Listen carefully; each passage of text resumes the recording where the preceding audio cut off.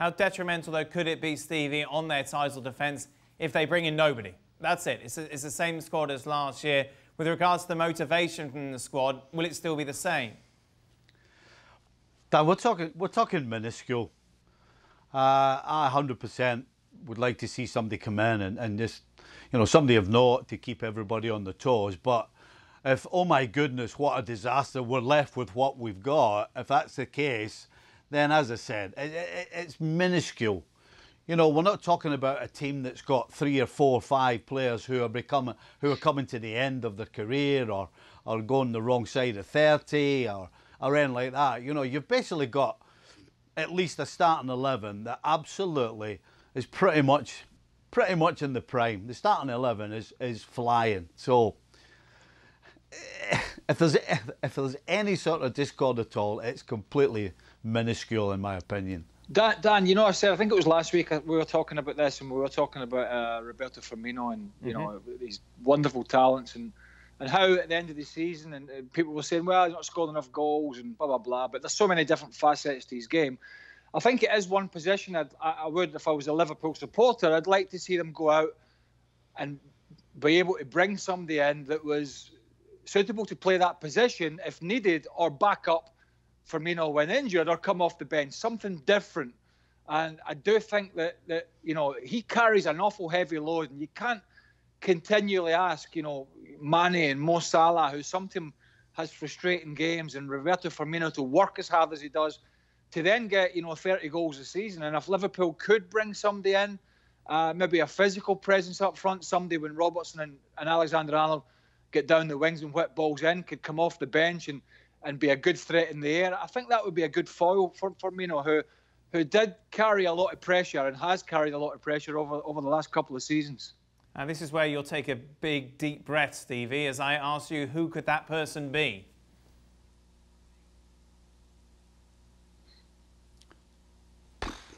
No idea. I mean, there's not...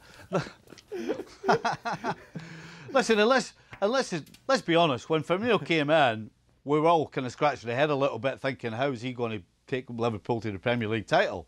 So this is all down to the scouting department, because clearly they've tried in Werner to sign a proven quality to play down the middle, and I would suggest that the thought would be to give, you know, him and Firmino that role through the pipe.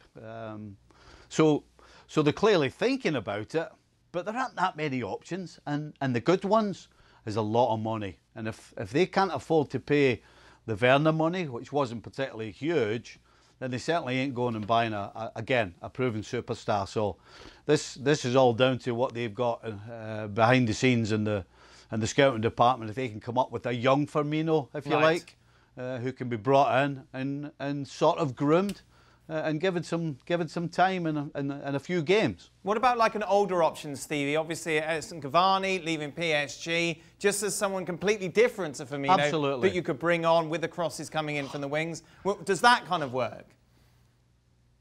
Oh, 100%.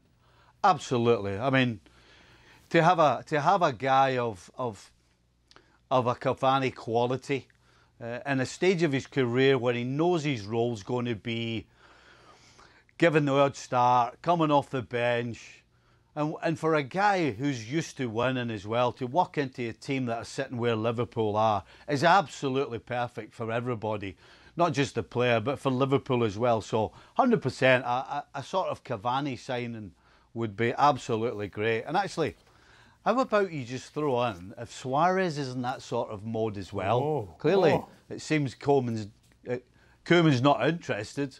Would that be the role for Luis Suarez to come back to Anfield and do? That would be great as well. So think about that one. Craig, we talked about Suarez going to Juventus, didn't we, earlier on in the show? Yeah. Would that fit Liverpool?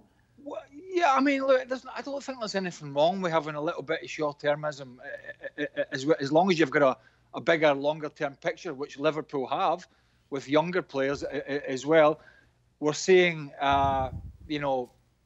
we're seeing Man City thinking about Koulibaly and Messi, two players that really aren't, I mean, marvellous players, but, you know, certainly with Koulibaly, there's not going to be a sell on, is there, at 29 years old or whatever he is. But, you know, managers need to plug holes fast because of the pressure that they're under. And you can't always go and get the best 19 and 20-year-old out there, because sometimes they're not available and other times they're not quite ready. A couple of names, you know, looked at Suarez, you mentioned Cavani. I think last week I threw in a couple of names, and Milic from Napoli. And one that I really like short term, but he's got Premier League experience, and I think he's a super player, is Edin Dzeko at Roma. And, you know, these guys are proven at doing a job at the highest level. And I just think Liverpool are a little short in the department of a backup to Roberto Firmino. And there are players out there, I think, that can do that job.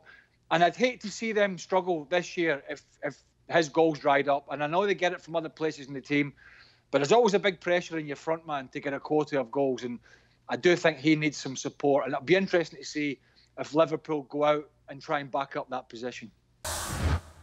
Thanks so much for watching ESPN on YouTube. And for more sports highlights and analysis, be sure to download the ESPN app. And for premium content and live streaming, subscribe to ESPN Plus.